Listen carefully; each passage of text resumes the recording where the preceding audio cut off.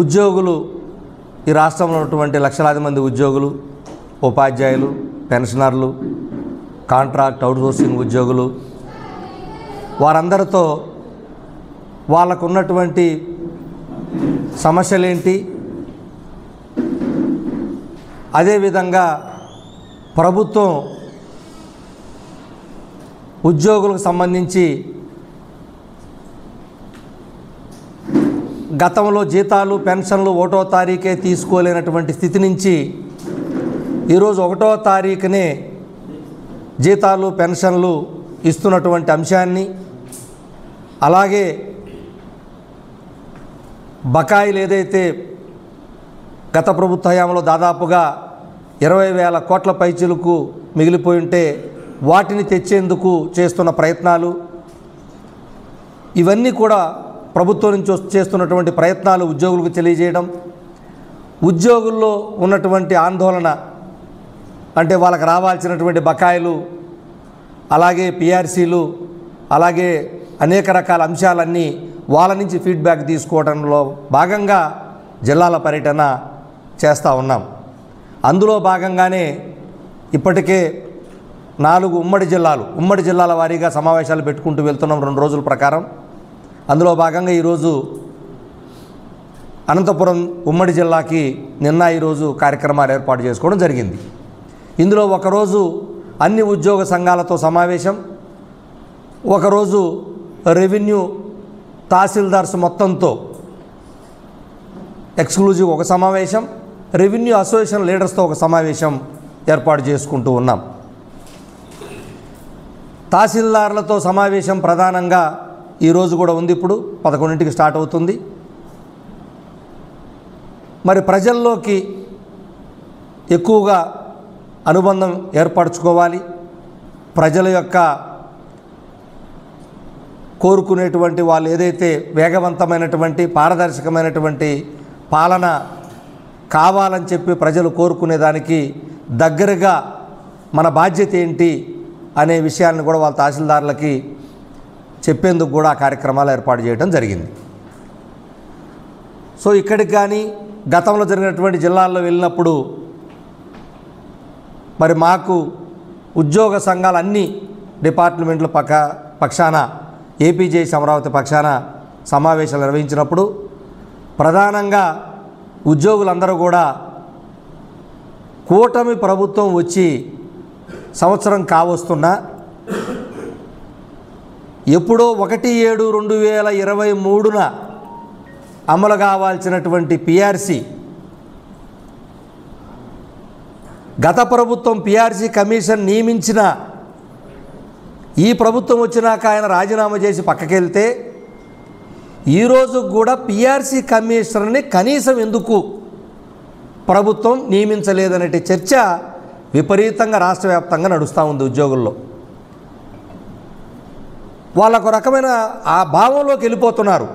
ప్రభుత్వం ఎందుకు ఉద్యోగుల పట్ల సంబంధించి ఒక చిన్న ఏది ఆర్థికపరమైనటువంటి అంశం కూడా కాదు ఈరోజు దాని మీద పడేదానికి, కేవలం ఆర్థికేతర అంశం, ఒక కమిషనర్ నియమించటం, ఆయన పిఆర్సీ ఎవరెవరికి ఎంతెంత జీతాలు పెంచాలి, పెంచకూడదా, పెంచితే ఎంత పెంచాలనేటువంటి దాన్ని దాదాపు సంవత్సరం పైచులకు సమయం తీసుకుంటాడు. సహజంగా ప్రభుత్వం పెంచుతా పోద్ది వాళ్ళకి వెసులుబాటు వచ్చేదాకా. అటువంటి పిఆర్సీ కమిషనర్ని నియమించటానికి ఎందుకు ప్రభుత్వం మీనమేషాలు లెక్కేస్తుందనేటువంటి ఒక ప్రతి చోట పోతే ఈ అనుమానాన్ని వ్యక్తం చేస్తూ ఉన్నారు. మేము చెప్పలేకపోతా ఉన్నాం, కమిషనర్ కూడా వేయించలేకపోతున్నాం అనేటువంటి అంశాన్ని ఉద్యోగులకు చెప్పడం మాకు చాలా కష్టంగా ఉంటుంది. ఆర్థికపరమైన విషయం అయితే చెప్తున్నాం మేమే, అయ్యా బకాయిలు ఒకే రోజులో రాలేవు, ఎవరూ ఇవ్వలేరు, ఉన్న దాంట్లో మనకి ఇప్పటికే 1,000 కోట్లు వస్తే కేంద్రం నుంచి 1,000 కోట్లు మనకి ఇచ్చారు. అందులో అలాగే 7,000 కోట్లు వస్తే 5,000-6,000 కోట్లు మనకి ఇప్పటికే కొంత బకాయిలు వేశారని ఇవి చెప్పగలుగుతున్నాం. కానీ ఆర్థిక అంశం చెప్పడానికైతే కష్టపడాలి. ఆర్థికేతర అంశం కమిషన్ నియమించకపోవటం, దాని ద్వారా జరిగే నష్టం ఏమిటని కూడా మీరు అనుకోవచ్చు, లేదా ప్రజలు అనుకోవచ్చు. మాకు పిఆర్సీ లేట్ అయిపోతే బకాయిలు ఎప్పుడు ఇస్తారు, ఎవరిస్తారు? గత ప్రభుత్వమే 2022లో అంటే ఎప్పుడో 2020లో చేయాల్సింది 2022లో పిఆర్సీ వేస్తే ఈరోజు కూడా బకాయిలు లేవు, పిఆర్సీ బకాయిలు. ఇలా వీళ్ళు కూడా పెంచుకుంటూ పోతే రేపు మా పరిస్థితి ఏంటనేటువంటి ఒక అభద్రతా భావం ప్రతి ఉద్యోగులు కలుగుతూ ఉంది. ఈ భావాన్ని, వాళ్ళ పోయేటువంటి అభద్రతా భావాన్ని, వాళ్ళ అనుమానాన్ని తొలగించాల్సిన బాధ్యత ప్రభుత్వం మీద ఉంది. తక్షణమే పిఆర్సీ కమిషనర్ని, అదేం మాకు ఏదో జరగరానటువంటి అంశము, లేదో ప్రభుత్వం వేయకూడనటువంటి అంశం కాదది. ప్రభుత్వాలు, కేంద్ర ప్రభుత్వం ఎట్లయితే పిఆర్సీ ఇస్తుందో రాష్ట్ర ప్రభుత్వం కూడా ఇస్తూ ఉంటుంది. స్కేళ్ళు మారుతూ ఉంటాయి. అదేవిధంగా డిఏలు దాదాపుగా 2024 జనవరి నుంచి 2024 జూలై కానీ 2025 జనవరి కానీ మళ్ళా 2025 జూలై కూడా వస్తూ ఉంది రేపు, ఒక నెల గ్యాప్తో. కేంద్ర ప్రభుత్వం ఇప్పటికే కేంద్ర ప్రభుత్వ ఉద్యోగులకి మొత్తం డిఏలు అప్డేట్గా ఉన్నాయి. నూతన ప్రభుత్వం వచ్చిన తర్వాత ఒక్క డిఏ ఇవ్వకపోతారా అని ఆలోచించాం. కానీ ఈరోజు కూడా ఒక్క డిఏ కూడా నూతన ప్రభుత్వం వచ్చిన తర్వాత ఇవ్వలేదు. సరే, డిఏ అంటే ఏందో మరి జనాలు మనకు జీతాలు పెంచేది ఇబ్బడముబ్బడిగా అనుకుంటున్నారేమో. కాదు, ధరలకు అనుగుణంగా, ధరలు పెరిగితేనే మాకు పెంచుతారు. ఇది కేంద్రం ఇచ్చింది, రాష్ట్ర ప్రభుత్వం కాదు, సొంతం కాదు అది నిర్ణయం. కేంద్రం ధరలు రూపాయి విలువ పడిపోతే ఎంత పడిందో అది రూపాయి పైసా అయితే పైసా, 10 పైసలు అయితే 10 పైసలు పెంచుతా పోతుంది. దానికి అనుగుణంగా ఇచ్చేటువంటిది కూడా అవి కూడా ఇవ్వకపోతే ఉద్యోగులు ఎలా కష్టపడి పనిచేస్తారు? ఉద్యోగులు సంతోషంగా ఉంటే కదా ప్రజలకి సంతోషంగా ప్రభుత్వం ఇచ్చే సంక్షేమ పథకాలు కానీ అభివృద్ధి పథకాలు కానీ ప్రజలకు చేరవేయగలుగుతుంది. తన కుటుంబం సంతోషంగా లేకుండా ధరలు చెల్లించలేని స్థితికి వెళ్ళిపోతే, కనీసం డిఏలు కూడా చెల్లించలేకపోతే ఒకసారి పరిస్థితిని ప్రభుత్వం ఆలోచించాలని చెప్పి మీ ద్వారా ప్రభుత్వాన్ని కోరుతా ఉన్నాం. కాబట్టి తక్షణమే పిఆర్సీ కమిషన్ నియమించాల్సిన బాధ్యత ప్రభుత్వం మీద ఉంది. ఉద్యోగులకు మేము చెప్పలేని స్థితికి వెళ్ళిపోతూ ఉన్నాం. ఏ ఆర్థికపరమైనటువంటి అంశం కాకపోయినా ఎందుకు ఆలస్యం చేస్తున్నారనేటువంటి అంశం ఒకటి. డిఏని కనీసం 2024 పోయిన సంవత్సరం దన్నా డిఏలు రూపాయో ₹1 పెంచుంటారు. దాన్ని తక్షణమే అమలు చేసే విధంగా ప్రభుత్వం నిర్ణయం తీసుకోవాలని ప్రతి క్యాబినెట్కి ఎదురు చూస్తూ ఉన్నారు. మాకు వాట్సాప్లో, సోషల్ మీడియాలో ఈ క్యాబినెట్లో వచ్చేస్తుందని చూస్తారు, ఈ క్యాబినెట్లో చూస్తున్నారు. ఇది చాలా బాధాకరంగా ఉంది.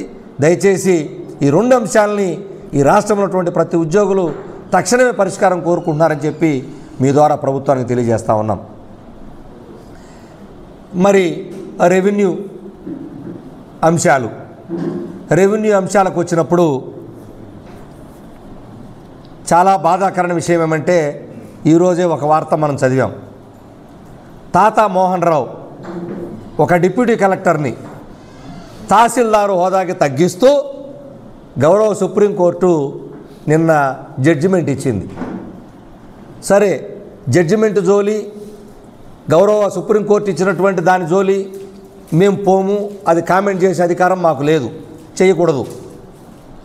అయితే దానికి నిర్ణయం రావటానికి, ఆ జడ్జిమెంటు రావటానికి దారితీసిన పరిస్థితులు ఈరోజు ప్రభుత్వానికి తెలియజేయాలి. అలాగే ప్రజల్లో కూడా మేమేదో చేయరాని తప్పు చేశామన్నటువంటి భావం ఉంటుంది. అలాగే నా ఉద్యోగులు కూడా ఏం చేయొచ్చో ఏం చేయకూడదు చెప్పాల్సిన బాధ్యత ఈరోజు మా మీద ఉంది. తాతా మోహన్ రావు గారు చేసినటువంటి అంశం, ఆయన గుంటూరు టౌన్ తహసీల్దార్గా ఉన్నప్పుడు 8/1/2014 జనవరి 8, 2014లో ఆక్రమణదారులు, ఎంక్రోచ్మెంట్స్, గుంటూరు టౌను ఆక్రమణదారుల్ని తొలగించేటువంటి ప్రక్రియ. ఈ ఆక్రమణ తొలగించేదానికి చేసిన ప్రక్రియలో ఆయన్ని డిప్యూటీ కలెక్టర్ నుంచి ఈరోజు తహసీల్దార్కి డిమోషన్ అన్న తీసుకో, లేదా జైలు శిక్ష అన్న పోతావా ఏదని చెప్పి అడిగింది. సో ఆయనకి చివరికి ఏది చెప్పలేదని గౌరవ కోర్టే నిర్ణయం తీసుకుంటూ వారిని డిమోట్ చేసింది. ఇందులో ఎంక్రోచ్మెంట్స్ అంటే ఆక్రమణల తొలగింపు రెవెన్యూ వాళ్ళ విధులు. మరి మా విధుల్లో ఈరోజు నిజాయితీగా ఉన్నతాధికారులు మాటల ద్వారా చెప్తే, లేదు తహసీల్దార్ కోరితే 100 మంది పోలీసులు వస్తారా అది ఎంక్రోచ్మెంట్ తీయటానికి? తహసీల్దార్ చెప్తే ఎవడన్నా వస్తారా? కానీ అప్పటికప్పుడే ఆగమేఘాల మీద అధికారులు చెప్తారు, ఉన్నతాధికారులు, లేదా పొలిటికల్ డెసిషన్లు తీసుకుంటూ ఉంటారు. ఎంక్రోచ్మెంట్స్ టౌన్లో ఆక్రమణలు ఉండటానికి లేదు తీసేయమని. దాని ద్వారా ఈరోజు ఒక డిప్యూటీ కలెక్టర్నే తహసీల్దార్ హోదాకి డిమోట్ చేశారు. అంటే ప్రభుత్వం ఈ తాత మోహన్ రావు గారి వెంట ప్రభుత్వం ఎందుకు ఇంప్లీడ్ కాలేదు, ఎందుకు జోక్యం చేసుకోలేదు? ప్రభుత్వమే జోక్యం చేసుకోవాలి కదా, అది ఆయన వ్యక్తిగత అంశం కాదు కదా. ఎంక్రోచ్మెంట్ ఎవిక్షన్ అనేది ప్రభుత్వ నిర్ణయం. ఆనాడు ఉన్నటువంటి ఆ జిల్లా కలెక్టర్ గారు, జిల్లా జాయింట్ కలెక్టర్ గారు, ఆర్డీఓ గారు, అందరు అధికారులు, ఆనాడు ఉన్నటువంటి ఎస్పీ 100 మంది పోలీసులు పంపిస్తే కానీ తీలా. అది ఓపెన్ సీక్రెట్. మరి కోర్టు ఉత్తర్వులు ఉన్నప్పటికీ కూడా చేశారనే దానికి ఈరోజు గౌరవ సుప్రీంకోర్టు ఆగ్రహం వ్యక్తం చేసింది. తప్పులేదు వాళ్ళు, కానీ అవి ఉంటే ఉన్నతాధికారులు ఎందుకు ఈ ఎంక్రోచ్మెంట్ ఎవిక్ట్ చేయించారు? ఎందుకు ప్రభుత్వం ఈరోజు మా డిప్యూటీ కలెక్టర్ వెంట నిలబడాల్సిన బాధ్యత ప్రభుత్వం మీద లేదా అని ప్రభుత్వాన్ని అడుగుతూ ఈ రాష్ట్రంలో ఉన్నటువంటి తహసీల్దారులందరికీ పిలుపునిచ్చే ముందు ఇంకోటి కూడా చెప్తా ఉన్నాను మీ దృష్టికి. ఇప్పటికే రెవెన్యూ సంఘం పక్షాన గత 15 సంవత్సరాలుగా ప్రభుత్వాన్ని కోరుతా ఉన్నాం. అనేక ప్రభుత్వాలు, 3 ప్రభుత్వాలు వరుసగా, ఇదే ప్రభుత్వం 2014-19లో కోరాం, 19-24 దగ్గర ఉన్నటువంటి ఆ ప్రభుత్వాన్ని అడిగాం, ఇప్పుడు మళ్ళా కోరినాం గత 2-4-5 మాసాల క్రితం కూడా. అయ్యా, ఎంక్రోచ్మెంట్లు చాలా ప్రమాదకరం, మా మీద దాడులు జరుగుతాయి, లేదా ఇసుక దందాలు మా మీద దాడులు జరుగుతాయి, లేదా పౌర సరఫరాలో దొంగతరంగా తీసుకెళ్తుంటే దాడులు జరిగే ప్రమాదం ఉంది. వీటన్నిటికి అరికట్టాలంటే ఆక్రమణల విషయంలో కానీ ఈ దొంగ సరఫరాలో కానీ జరిగేటప్పుడు మాకు ప్రొటెక్షన్ లేదు. కాబట్టి ఎంక్రోచ్మెంట్ ప్రొటెక్షన్ సెల్ ఏర్పాటు చేయండి అని చెప్పి కోరాం. ఎందుకు ప్రభుత్వం నిర్లక్ష్యం చేస్తూ ఉన్నారు? ఇప్పుడు ఎవరు ఈ ప్రమాదాన్ని నివారిస్తారు? కనీసం ఎంక్రోచ్మెంట్ అప్పుడు పోలీసులు పంపించరు, శాండ్ మాఫియా అడ్డుకోవడానికి పోయినప్పుడు పోలీసులు పంపించరు, కానీ వెళ్ళిపోయి అడ్డుకోమని చెప్తారు తహసీల్దార్ని. అక్కడ దాడులు జరుగుతూ ఉన్నాయి. సో ఇన్ని రకాల ప్రమాదాలు నివారించడానికి ఎందుకు ఒక టాస్క్ ఫోర్స్ పెట్టరు? పోలీస్, రెవెన్యూ సంబంధిత శాఖ అధికారులు కలిపి ఒక టాస్క్ ఫోర్స్ కమిటీని ఏర్పాటు చేయాల్సిన బాధ్యత ప్రభుత్వం మీద అడుగుతూ ఉన్నాం. అందుకనే ఒకవైపు ఈరోజు గౌరవ సుప్రీంకోర్టు ద్వారా డిమోషన్ తీసుకోవటం, రెవెన్యూ సంఘం పక్షాన్ని ఇప్పటికే ఎవిక్షన్కి ప్రొటెక్షన్ సెల్ఫ్ ఏర్పాటు చేయమన్న అధికారులు కానీ ప్రభుత్వం కానీ పట్టించుకోలేదు. కాబట్టి ఈ రాష్ట్రంలో ఉన్నటువంటి తహసీల్దారులకు అప్పీల్ చేస్తూ ఉన్నాం, ఎట్టి పరిస్థితుల్లో ఓరలుగా చెప్పి పొమ్మంటే ఏ ఒక్క తహసీల్దార్ కానీ ఏ ఒక్క అధికారులు కానీ ఆ ఎంక్రోచ్మెంట్ ఎవిక్షన్కి మీరు వెళ్ళొద్దు, ఆక్రమణ తొలగింపు వెళ్ళొద్దు, రిటర్న్గా ఇన్ రైటింగు మీరు పోండి అని ఉత్తర్వులు ఇస్తేనే మీరు దానికి వెళ్ళండి. అది కూడా ఎలాంగ్ విత్ పోలీసు కానీ మిగతా వాళ్ళని ఇస్తే తప్ప మీరు వెళ్ళొద్దు అని చెప్పి రెవెన్యూ సంఘం పక్షాన మా యొక్క తహసీల్దారులు కానీ కింది స్థాయి అధికారులు కానీ వాళ్ళందరికీ కూడా తెలియజేస్తూ ఉన్నాం. మేము పోతాం, ఎప్పుడు మాకు ప్రొటెక్షన్ ఏర్పాటు చేయండి. లేదు ఇలాంటి తాతా మోహన్ రావు లాంటి ఉదాహరణలు రేపు ముందు కూడా రావని చెప్పి మాకు ఏ విధంగా నమ్మకం కలుగుతుందో ప్రభుత్వం నమ్మకం ఏర్పాటు చేయాలి. ఎందుకంటే తన సొంత వ్యవహారం కాదు, అతని వ్యక్తిగతమైన వ్యవహారం కాదు, ప్రభుత్వం జోక్యం చేసుకోవాల్సిన వ్యవహారంలో ఈరోజు అతను శిక్ష పడి ఈరోజు తహసీల్దార్ క్యాడర్కి డిమోట్ అయితే ఒక డైరెక్టర్ ప్రోటోకాల్గా చేస్తున్నటువంటి డైరెక్టర్ స్థాయిలో చేస్తున్న వ్యక్తిని ఈరోజు డిమోట్ చేస్తే దానికి ప్రభుత్వం తక్షణమే జోక్యం చేసుకోవాలని చెప్పి కోరుతా ఉన్నాం. మరి అదేవిధంగా ఈరోజు రాష్ట్రంలో ఉన్నటువంటి రెవెన్యూ ఉద్యోగులతో కూడా మేము చర్చించిన మీదట మాకు వస్తున్నటువంటి ఫీడ్బ్యాక్ ప్రధానంగా ఒకటే, ఎంత కష్టమైనా పడతాం, ఎన్ని ఇబ్బందులైనా పడతాం, చేస్తున్నాం, కానీ ఎక్కడికి వెళ్ళినా మాకు వస్తున్న మాట ఒకటే, అది రీసర్వే పెట్టనివ్వండి, లేకపోతే ఇంకొక ల్యాండ్స్ భూముల వ్యవహారం పెట్టనివ్వండి, ఫ్రీ హోల్డ్స్ వ్యవహారం కానివ్వండి, ఏదైనా చేయండి. కనీస సమయం ఇవ్వకుండా ఒత్తిడి చేస్తున్నారు. ఇది అందరూ చెప్తున్న మాట. ఆ పని చేయటానికి ఎంతకాలం సమయం కావాలో పైనుంచి నిర్ణయాలు తీసుకోవడం, కిందకు రుద్దడం చేస్తున్నారు.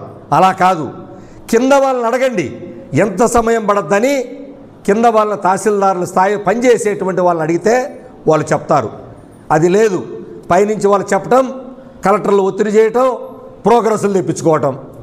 ఎంతసేపు దొంగ ప్రోగ్రెస్లు వస్తాయి తప్ప ఎక్కడా కూడా సరైనటువంటిది రాదు. సమయం ఏమని చెప్పి కోరుతున్నారు. అన్ని చోట్ల నేను సమావేశాలు వింటుంది. అలాగే సరిపడా నిధులయ్యి డబ్బులు ఎవరు ఇస్తున్నారు? నేను ప్రతి చోట చెప్తున్నాను, మీడియా సాక్షికి కూడా చెప్తున్నాను, కానీ రావటం లేదు. నిధులు ఎవరు ఇస్తున్నారు? నిధులు ఇవ్వకుండా ఎందుకు పనులు చేయమంటున్నారు? ఏదైనా జరగడానికి తప్పు జరిగితే ఎవరు బాధ్యత వహించాలి? ఎక్కడి నుంచి డబ్బులు తెచ్చి ఖర్చు పెట్టాలని ప్రభుత్వాన్ని కోరుతా ఉన్నాం.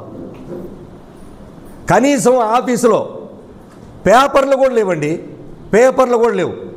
నెలకంట తహసీల్దార్ కార్యాలయానికి 249 రూపాయలు. దేనికి పనికి వస్తాయండి అవి? ఒక్కరోజు టీకి కూడా రావు. 249 రూపాయలు. తహసీల్దార్కి వాహనానికి ఆయన ఎక్కడికి పోవాలన్న విఐపి ప్రోటోకాల్తో పరిగెత్తాలంటే కనీసం తహసీల్దార్కి 10,000 12,000 కూడా రావు. లేదు, పేపర్ మీద చూపిస్తారు 20,000 30,000 అని, కానీ పేపర్ మీదే బడ్జెట్టే, వాస్తవంగా రావు. ప్రోటోకాలు లక్షలు ఖర్చు పెడుతున్నాం, డబ్బులు ఇచ్చేవాళ్ళు లేరు. ఏ ప్రోగ్రాం అయినా ఏమి జరిగినా జిల్లాలో లేదా మండలంలో తహసీల్దార్ అటెండ్ అవ్వాలి, కానీ డబ్బులు ఇచ్చే నాదుడు లేడు. ఇంకా విచిత్రం చెప్పమంటారా? కోర్టుకి ప్రత్యక్షంగా కోర్టు సాక్షిగా ఈరోజు నాకున్న సమాచారం ప్రకారం 44,000 కేసులు ఉన్నాయి మా రెవెన్యూ రాష్ట్రంలో, హైకోర్టులో. మరి కేసులకి ఒక కంటెంప్ట్ పడితే, అంటే ఇక్కడ కంటెంప్ట్ పడే కదా ఈరోజు డిమోట్ అయ్యాడు. కంటెంప్ట్ పడితే 4 అధికారులకైనా పైన ఆయన రెస్పాండెంట్లుగా పెడితే పిటిషనర్ 4 పదులు 40,000 కట్టాలి అఫీషియల్గా హైకోర్టుకి. అనఫిషియల్ అమౌంట్ ఎంతో తెలియదు. ఈ డబ్బులు ఎవరు చెల్లించాలి? కోర్టు ఫీజులు కానీ, అడ్వకేట్ దగ్గర కానీ, జీపీ దగ్గర కానీ సంబంధించినటువంటి వ్యవహారాలు ఎలా నడపాలి? ఎందుకు లీగల్ ఛార్జెస్ని ప్రభుత్వం ఇవ్వలేకపోతుంది? ఇది నిజంగా ఉన్నటువంటి ఇబ్బందులండి మేము చెప్పేది. మేము మా సొంతానికో మా జీతాల కోసం మేము అడగతలా. 24 గంటలు కష్టపడేటువంటి మాకు కనీస నిధులు ఎందుకు ఇవ్వరు అంటున్నాం. కనీస మౌలిక సదుపాయాలు ఎటూ లేవు. కార్యాలయం బాగుందో లేదో తెలియదు, వర్షాలు వస్తే కుప్పకూలిపోద్దో తెలియదు, ఆఫీస్ ఫర్నిచర్ ఉందో లేదో తెలియదు. అవి లేకపోతే కనీసం చేస్తాం, కనీస సౌకర్యాలు ఇవ్వద్దు. కనీస నిధులు ఇవ్వకపోతే ఎలా కష్టపడాలో ప్రభుత్వమే చెప్పాలి. అదేవిధంగా ఉద్యోగులు ఇంకోటి చెప్తా ఉన్నారు, శిక్షణ ఎవరు ట్రైనింగ్ ఇచ్చే నాదుడే లేడు.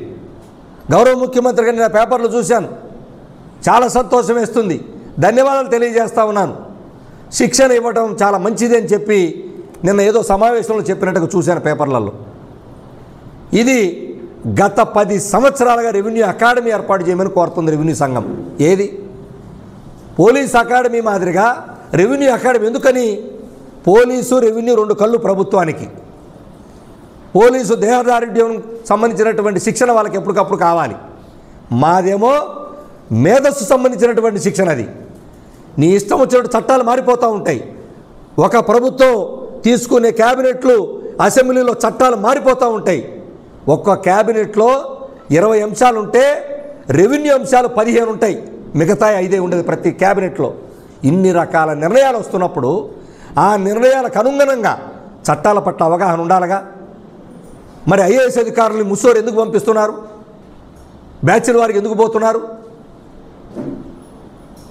వాళ్ళకి ఏ కేడర్ కా కేడర్లో కలెక్టర్ ముందు, కలెక్టర్ తర్వాత, సెక్రటరీ తర్వాత అనేక రకాలుగా శిక్షణ పంపిస్తున్నారు. మంచి పని అది.